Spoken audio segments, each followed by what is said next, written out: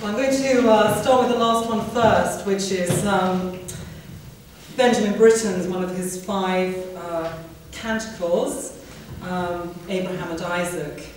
And I said at the beginning that often when you hear people saying a musical setting brings something to a biblical text, or to a version of a text, sometimes in the end it's very hard to pin down exactly what it is and how, if one can really say it's an interpretation, it's bringing something you wouldn't have otherwise thought, like a midrash. And this was the first time I've heard something.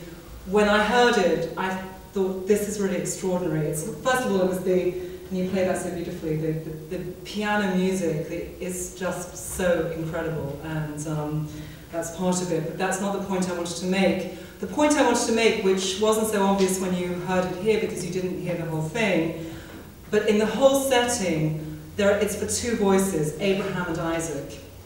And when Abraham and Isaac sing together, it's God. And that is in itself, that is an interpretation. It's not just a setting. It brings an idea to the text that is so powerful about that story, I think. And I don't know if Britten got it from somewhere or what inspired him to do that, or if it was just he wanted to write a piece for 2 voices, but the result of it, the product, I think is very, very powerful.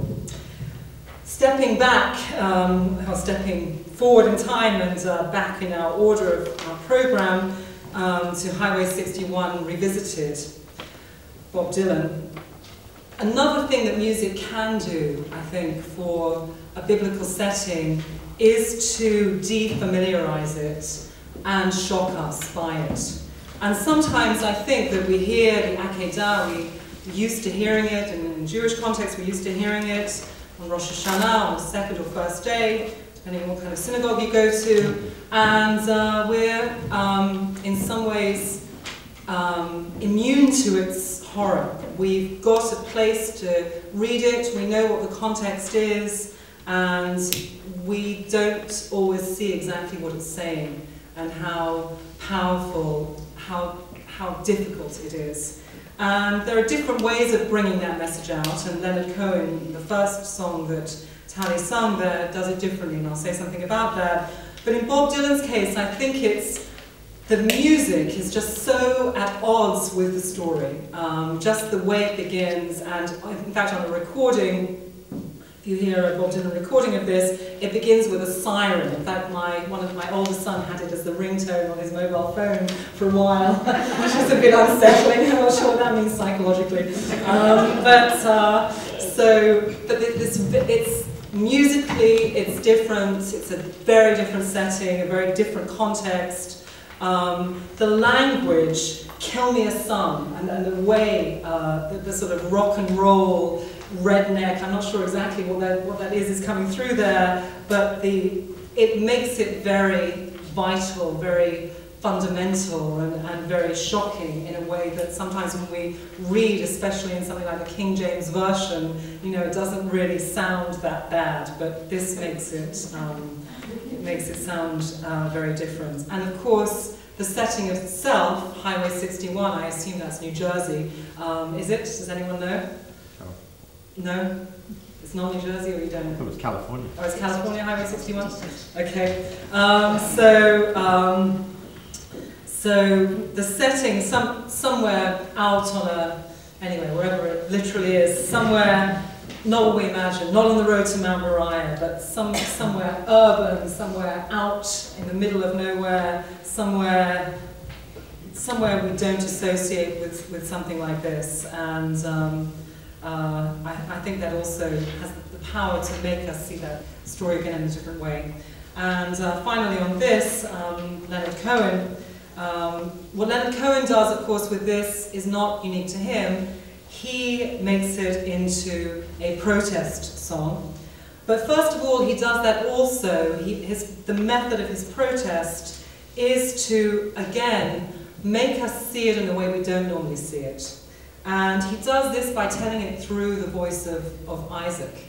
And the way musically he represents that, as of course many Leonard Cohen's songs sound a bit the same, so maybe this is maybe I'm cheating to say this, but it has, I love him by the way, that's not an insult, but it has a kind of dream-like monotony that we hear Isaac speaking almost as if he's in a sort of half coma.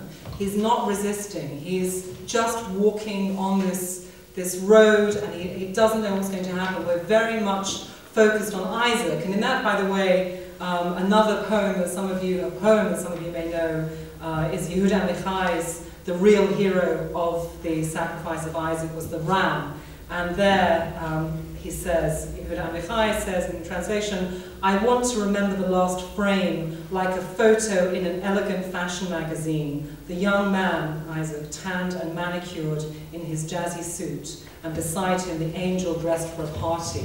So that too, suddenly we don't have the idea of this would-be martyr.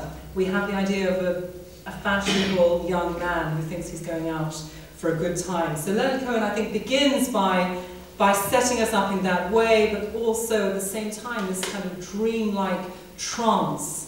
And then he hits us with something which, of course, we've also encountered in poetry elsewhere, and that is the protest, and the protest against violence. And when I say we've heard it elsewhere, I'm thinking, as I'm sure many of us are, of Wilfred Owen's extraordinary parable of the old man and the young, which ends with the idea that Abraham could have said no. The old man, who Wilfred Owen equates with people in Whitehall, could have said no, but he didn't. He said yes, and he killed his son and all the seed of Europe one by one. I can never say that without feeling a chill.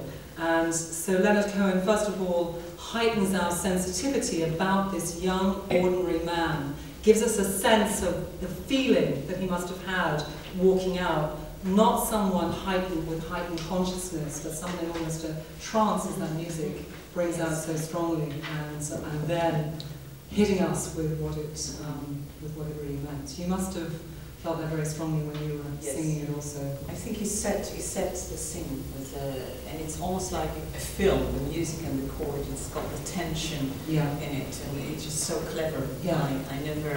I always knew the song, but when I studied it, and just he's a genius, I think. Yeah. And, the way he turns it from the story and the images to the message itself is amazing.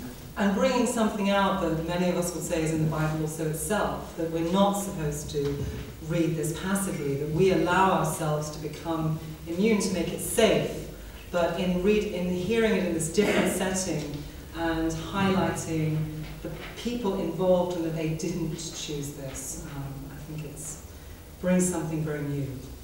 What I like about it that he has also, in both of his songs, he has images like the eggs made of gold, and when it's all come down to dust, so he's using other very strong images. Yes.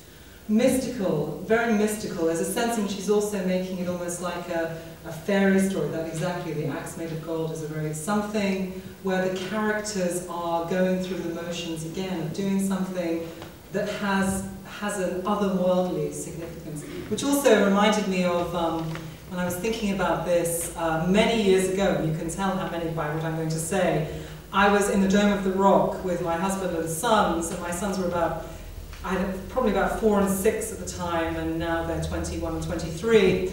And at the same time, there were a group of IDF soldiers. That shows you how long, had been given a tour inside the Dome of the Rock by an imam who was speaking to them, and he was saying, you think this is about Isaac, but no, it's about Ishmael. Isaac, that was just a dream. They said, this is what he was saying, it was just a dream. And I think there's something that wasn't completely untrue for us either. There was a sense in which that was a dream.